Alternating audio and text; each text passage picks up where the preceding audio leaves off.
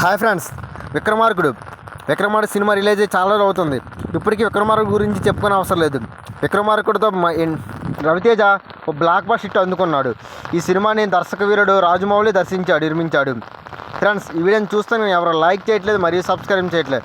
Friends, ఈ video మీకు నచ్చితే లైక్ చేసి మరియు సబ్స్క్రైబ్ చేయండి. అలాగే పూర్తిగా వీడియోని చూడండి ఫ్రెండ్స్, క్లిప్ చేయకుండా. ఇలాగే షేర్ చేసి కామెంట్ చేయండి.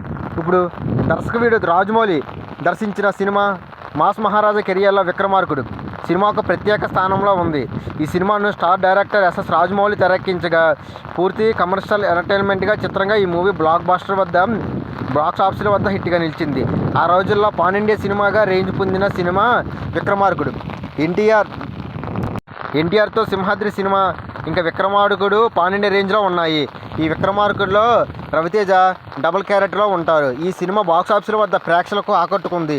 సక్సెస్ కావడంతో రవితేజ కెరియర్లో టాప్ మూవీగా మిగిలింది. 2006లో రిలీజ్ అయిన సూపర్ హిట్ నిలిచిన ఈ మూవీ రవితేజ కెరియర్లను మలుపు తిప్పింది చెప్పాలి. ఈ సినిమాలో బ్రహ్మానందం, రాజీవ్ కనకరాజులు, అజిత్, విజిత కుమారులు తదితరులు ఉన్నారు. ఈ సినిమాని ప్రేక్షకులు ఏ రేంజ్లో ఎంజాయ్ చేశారో అందరికీ తెలిసిందే. ప్రస్తుతం టాలీవుడ్లో ఈ రిలీజ్ హంగామా నడుస్తున్న సంగతి తెలిసింది.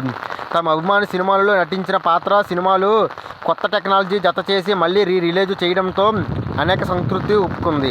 ఇందులో భాగంగా ఇప్పటికే మహేష్, పవన్ కళ్యాణ్, చిరంజీవి, బాలకృష్ణ నటించిన పాత సినిమాలన్నీ 4K రియాక్షన్లోనికి మార్చిని రిలీజ్ చేశారు. ఇప్పుడు లేటెస్ట్గా రవితేజ సినిమా కూడా రిలీజ్ చేయడానికి రవితేజ బెస్ట్ సినిమాల్లో విక్రమార్కుడు ఒకటి. మాస్టర్ స్టోరీ టెలర్గా ఎస్ఎస్ రాజమౌళి దర్శకత్వంలో వహిస్తున్న ఈ సినిమా యాక్షన్ డ్రామా ఈ నెల 27న రిలీజ్ చేయడానికి మూవీ మేకర్స్ రంగం సిద్ధం చేస్తున్నట్టు తెలుస్తుంది. విక్రమార్కుడు యొక్క 4K వెర్షన్ తెలుగు రాష్ట్రాల్లో థియేటర్లో ప్రదర్శించిన ఉంటుంది.